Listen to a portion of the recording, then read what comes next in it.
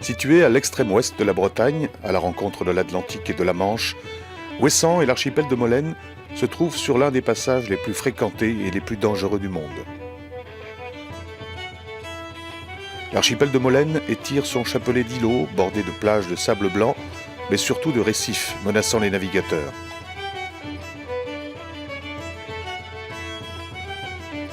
Sur ce petit bout de terre, long de 1,2 km et large de 800 mètres, 400 personnes vivent en permanence.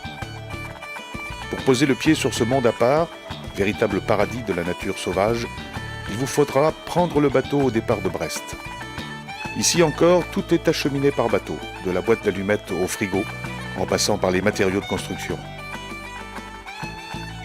Molène est la seule île de l'archipel à posséder un port naturel, et pour cette raison, la seule à avoir pu se consacrer à la pêche. De tout temps, les Molénais ont pêché le homard et la langouste autour de l'archipel. Aujourd'hui, ils diversifient leur pêche avec le bar, le lieu jaune ou encore la raie. Molène, c'est aussi l'île des sauveteurs. Dans l'ancien abri du bateau, une exposition sur le Jean Charcot rappelle les sorties héroïques.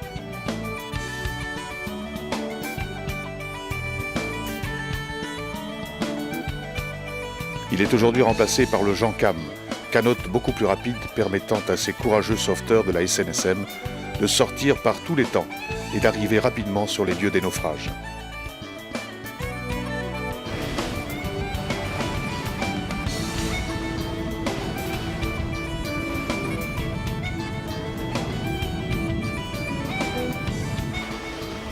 Bien qu'entouré d'eau, Molène a eu de grandes difficultés pour obtenir son autonomie en eau potable. Si ça sent le calme, ça sent la sérénité. Au début, il y avait le fameux Saint-Roland, quoi. Ouais, ça, c'est l'histoire du puits de Saint-Roland. Mais les gens, ils avaient simplement des réserves, des citernes, ce qu'on appelle des citernes, des réserves. Certains avaient des fûts. Enfin, tout ce qui pouvait récupérer de l'eau était pris. On prenait un fût de 200 litres, on le mettait sous une gouttière, on récupérait de l'eau à l'intérieur. Et quand on était un peu plus argenté, on faisait des réserves d'eau, en dur, en béton, en citerne. Et à ce moment-là, eh bien, les gens agrandissaient en fonction de la famille ou alors essayaient de trouver par tous les moyens des réserves d'eau. C'était très dur, quoi. C'est vrai que nous, une goutte d'eau, ça valait quelque chose, quoi, ça valait de l'or. Hein. Alors tout le système que vous avez ici, ça s'appelle l'impluvium. C'est un mot romain, ça s'appelle l'impluvium. C'est tout simplement une surface bétonnée de 4000 m², hein, qui a une certaine forme, de façon à récupérer un maximum d'eau. Alors toute cette eau de pluie qui tombe sur cette surface bétonnée arrive ici dans une rigole, une espèce de couloir, et passe à travers 3 filtres pour aller vers les citernes intérieures. Et on a une autre citerne qui existe, c'est la citerne des Anglais, qui a été offerte par la reine Victoria en 1896, qui a une contenance de 300 m3 et qui s'ajoute donc aux réserves de la commune. Donc on peut dire actuellement que la commune elle a 2000 m3 de réserve d'eau. Donc à partir de 89, on s'est dit il faut trouver une autre solution. Qu'est-ce qu'on fait puisque 2000 m3 d'eau sont insuffisants? Les gens se modernisent, on fait des salles de bain, on a des machines à laver, ça va très très vite. On était arrivé sur un certain déséquilibre, on s'est dit pourquoi ne pas tenter le forage? On a fait appel à M. Stervinou, hein, qui était sourcier, et il a dit un jour, écoute, si ça ne te dérange pas, viens nous voir et puis tu vas voir s'il y a quelque chose. Hein. Et quand il est venu, il a démarré pratiquement du bateau. Je lui ai indiqué la direction des réserves. Et je dis voilà, plus tu vas me trouver de l'eau près des réserves, moins ça me coûtera. Donc il est parti d'un moulin qu'on appelle le moulin du Nord. Il est venu en direction des réserves. Et à ce moment-là, on a fait 3 forages sur cette ligne-là. 3 forages qui sont toujours actuellement en activité, qu'on a réapprofondis il y a 1 an et demi et qui nous ont permis depuis 1989 de ne plus manquer d'eau. C'est pour ça, toujours, vous verrez les bornes qui sont actuellement installées dans l'île. Dès qu'une borne se met à couler, vous verrez toujours quelqu'un se précipiter pour regarder pourquoi elle fuit. Quand les gosses jouent avec, les gosses sont engueulés, systématique. On leur fait comprendre que l'eau a une importance capitale, que l'eau c'est la vie, il ne faut pas qu'ils jouent avec ça, c'est pas un jeu. Il y a assez d'eau de mer autour de chez nous pour pouvoir jouer avec. Voilà. Donc l'eau chez nous c'est quelque chose de primordial, comme partout, mais sans doute plus dans une île. Et ça fait partie de l'histoire de l'île. Faire le tour de l'île ne demande pas plus d'1 heure. Mais à propos d'horloge, il faut savoir que Molène vit toujours à l'heure solaire et qu'il conviendra d'y penser en débarquant sur l'île. Pour cause de gros temps, l'Enezosa ne peut pas accoster et c'est la petite navette, le docteur Tricard, qui nous amène à bord. Les parages d'Ouessant sont très dangereux pour la navigation. Une grande connaissance des récifs et des courants est nécessaire pour l'approche de l'île, surtout lors des tempêtes. Île du bout du monde, Ouessant a été longtemps isolée par les récifs et les courants. Ses habitants ont vécu en autarcie absolue. Les hommes sillonnant les mers, tandis que les femmes cultivaient cette terre aride. Nous accostons au port du Stif. Ce port que les Ouessantins attendaient depuis longtemps a son histoire. En effet, 4 énormes cubes de béton furent construits à Brest en 1984. Traînés par 2 remorqueurs, ces blocs très lourds mais flottants furent déposés délicatement sur le site puis coulés. Ils forment aujourd'hui le nouveau port du Stif, l'ancien ne pouvant accueillir les bateaux lors de tempêtes.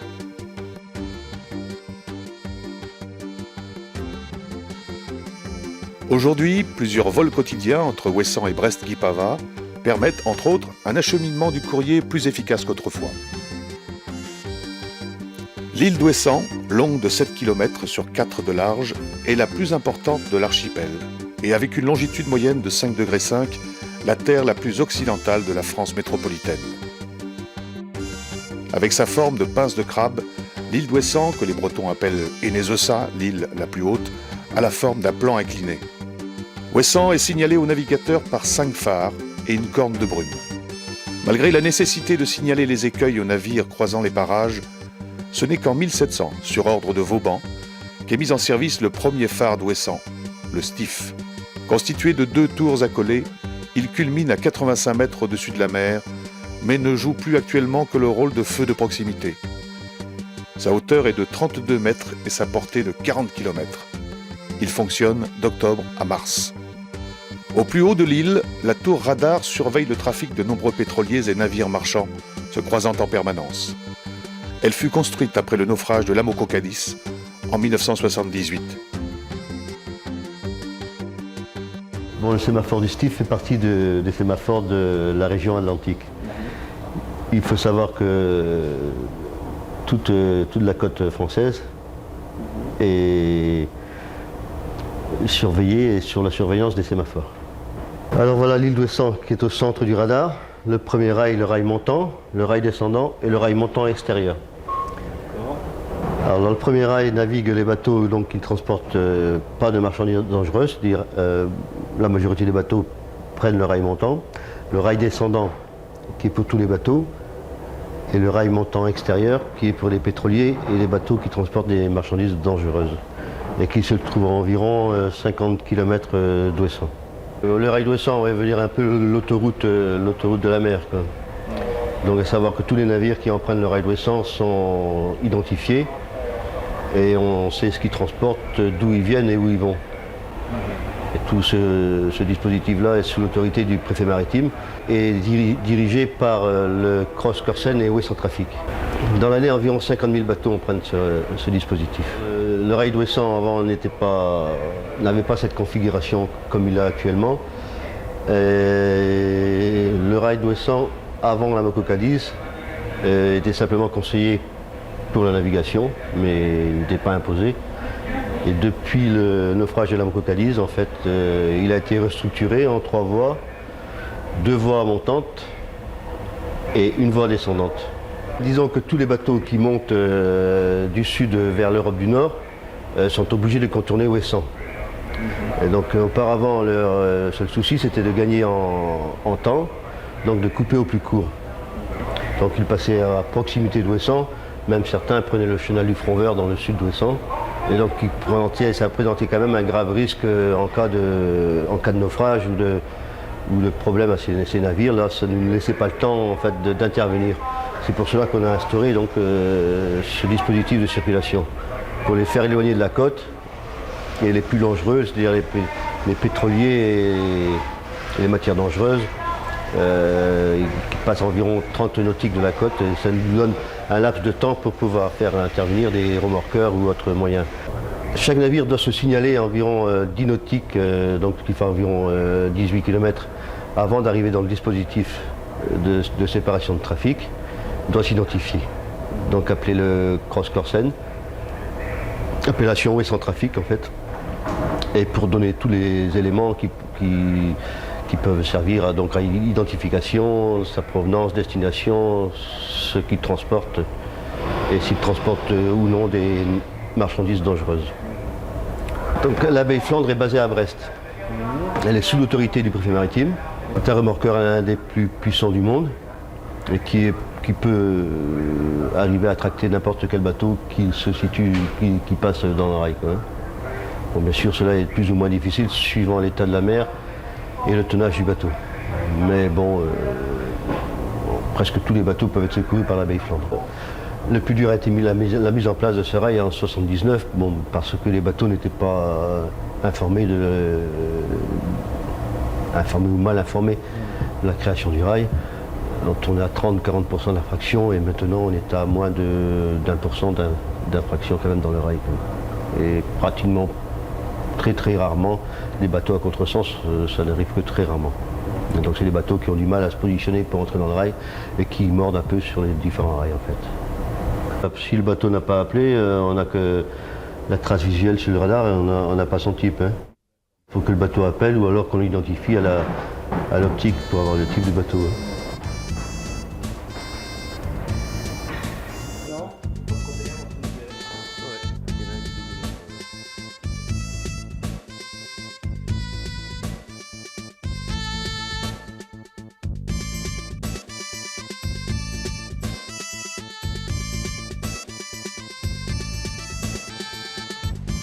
De l'autre côté de l'île, le site de Pern est classé, y compris les rochers. Le phare de Méridic, construit entre 1911 et 1934, abandonné 4 ans plus tard, fut réhabilité et automatisé en 1959. Aujourd'hui, il fonctionne sans gardien. Pern est un des endroits les plus spectaculaires de l'île lorsque la tempête arrive. Un véritable feu d'artifice d'eau et d'écume attend ceux qui ne craignent pas les embruns.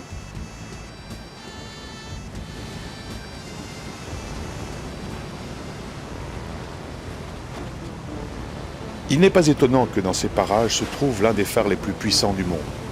Le phare du Krech, haut de 55 mètres, est identifiable grâce à ses bandes noires et blanches.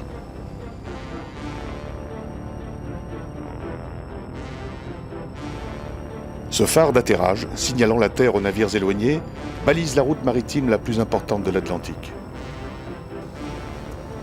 Il fut construit en 1862 et dispose aujourd'hui d'un radiophare émettant des ondes radio, permettant aux navires de le situer avec une grande précision, même par temps de brouillard.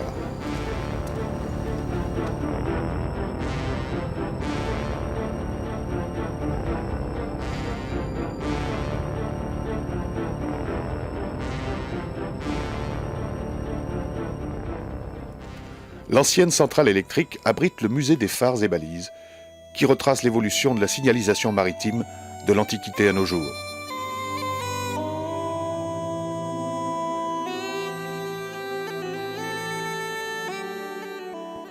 Il présente de superbes pièces d'optiques et lentilles créées par Augustin Fresnel. L'appareillage et la construction des phares, pour lesquels il fallut souvent déployer un travail surhumain, est mis en valeur. Une exposition témoigne du plus grand naufrage survenu sur les pierres vertes, le passage le plus redoutable du Fromveur.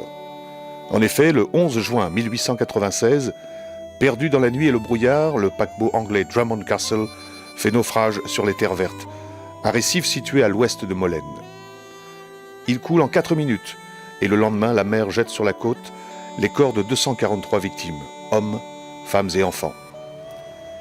Les insulaires firent des linceuls avec leurs draps et veillèrent les morts avant de les enterrer. Un sémaphore à la pointe du Krech surveille la partie nord de l'île où, par forte houle, le spectacle est toujours étonnant.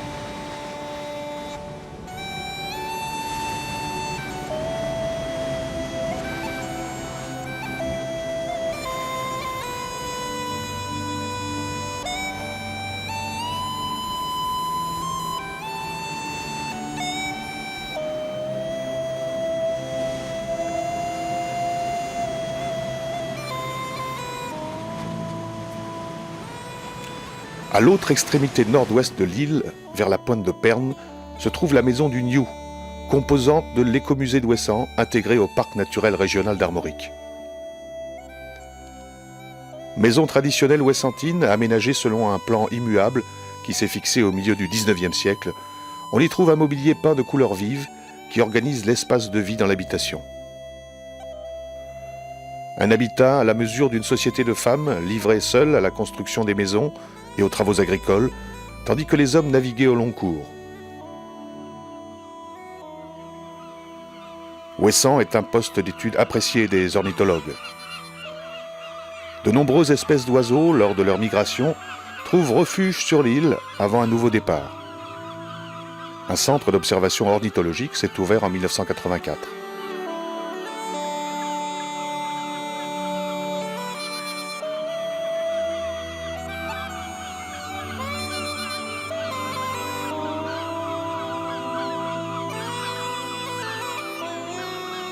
Ouessant sans ses moutons ne serait pas Ouessant. Sur cette pointe de Rochir, on regroupe les moutons avant la foire annuelle. L'élevage du mouton fait partie de la tradition ouessantine, même si les moutons d'aujourd'hui sont beaucoup plus grands que la race ancienne, appelée mouton d'Ouessant. L'île est divisée par la dépression centrale et les troupeaux du nord et du sud se mélangent rarement. L'élevage du mouton est donc ancien. On l'exploitait principalement pour sa laine. C'était la principale source de revenus des Ouessantins, qui en vendaient 7 à 800 par an sur le continent. La race ancienne, réputée par sa petite taille et la saveur de sa chair, a quasiment disparu du fait de croisements. Certains des croisements destinés à l'améliorer furent étonnants. En 1935, un bateau grec, le Mykonos, transportant des moutons, s'échoua au nord de l'île et apporta du sang neuf. Autrefois, on ne mangeait pas de moutons sur l'île, seule la laine intéressait les éleveurs. Les animaux sont laissés en liberté de la Saint-Michel au premier jour de février. C'est la veine pâture. Autrefois, c'était la période où les récoltes étaient rentrées. La foire aux moutons marque cette fin de veine pâture. Elle a lieu tous les ans le premier mercredi de février, l'époque où les brebis se préparent à agneler. Les animaux sont rassemblés dans 2 enclos. Au nord, c'est dans la cour de l'ancien patronage. Chaque propriétaire vient chercher ses bêtes qu'il reconnaît grâce aux marques des oreilles. Au XVIIe siècle déjà, les propriétaires utilisaient un système de marques dans les oreilles. De nombreuses combinaisons permettent à chacun de retrouver son bien. Entaille, trou placé d'une certaine façon. Le catalogue de toutes les marques est conservé en mairie. Aujourd'hui, on utilise plus facilement les marques en plastique ou des bombes de peinture.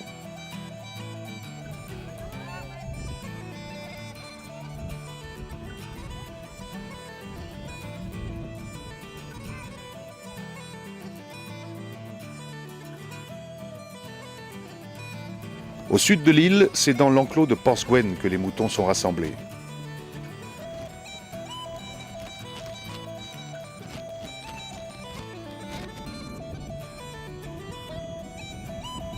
Si cette pratique prend parfois des allures de foire, aucune transaction n'y est pratiquée. La foire aux moutons est avant tout un lieu de rencontre. Auparavant, le premier jeudi de février était à part. Chacun s'y préparait comme un jour de fête. Les Ouessantins arboraient des vêtements qui n'étaient pas ceux de tous les jours. Un bistrot en plein air permettait de se retrouver et de se réchauffer devant un bol de café ou un verre de vin. Elle a lieu aujourd'hui le mercredi pour que les enfants puissent y participer. L'autre période, de février à septembre, les moutons sont attachés souvent 2 par 2, reliés à une corde de 4 mètres environ, leur permettant de décrire un cercle correspondant à 1 art de pâture. Ils seront déplacés 2 fois par jour. Ouessant est un pays sans arbres et le bois de grève bien trop précieux pour être brûlé. Comme beaucoup de plats ouessantins, le ragoût de mouton se mijote à l'étouffer dans un feu de mottes de gazon et de bruyère séchée. Suivons le chef. Je fais revenir la viande pour qu'elle soit bien dorée des 2 côtés.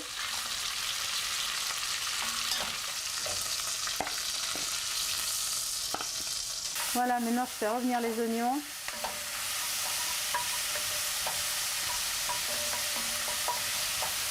Qu'il soit bien doré aussi, comme la viande, la couleur de la viande. C'est la viande courante chez nous, ça.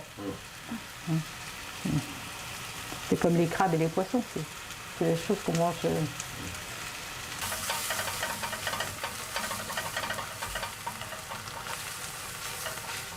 Voilà. Ça doit être vous qui faites la lampe, parce que...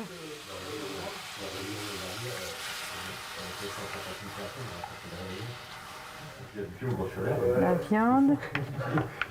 Voilà, vous voyez. Voilà, donc j'ai des oignons, carottes, et on étale bien la viande bien en couches comme ça. Comme ça, elle reste bien au milieu. Les carottes, oignons en dessous qui vont donner le jus et poivre. Au sel. Et un petit peu d'herbe. Cultivée dans les champs cet été. Voilà. Maintenant, on va mettre les pommes de terre qui sont préparées et coupées de façon à ce qu'elles couvrent la viande. Voilà. Pour 2 personnes, voilà ce que ça donne. Maintenant, on recouvre d'eau. Voilà. Vous voyez la couleur du jus? Et votre couleur de ragoût, la sauce doit être de cette couleur-là, pas blanche. Si elle est blanche, c'est que c'est pas assez revenu. Oui, c'est la viande et les oignons qui ont donné cette couleur-là. Voilà. On met le couvercle, voilà, voilà. Donc vous voyez, il n'y a pas rien peut rentrer dedans et puis on le laisse comme ça. Pendant toute la cuisson, on ne va pas lui soulever le couvercle, ni regarder ce qui se passe. Mettre le ragoût à cuire. Et voilà. Voilà, donc on la cale bien au milieu. On passe le journal pour bien le faire prendre bien partout.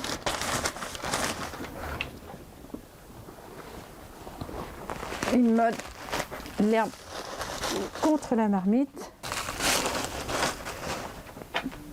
Voilà, donc je prends la dernière mode pour mettre dessus, une mode de terre. Vous voyez, les racines sont ici, qui va servir à brûler. L'herbe est sèche, la bruyère est sèche, la terre est sèche.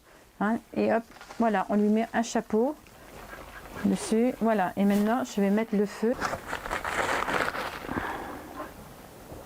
Voilà.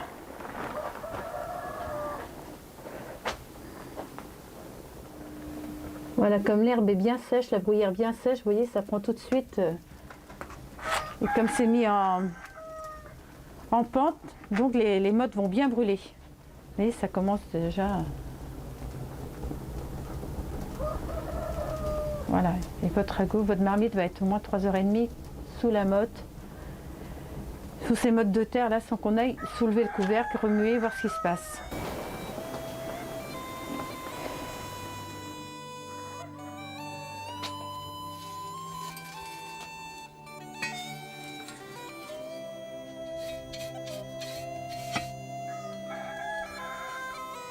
Il est bon déjà, toi.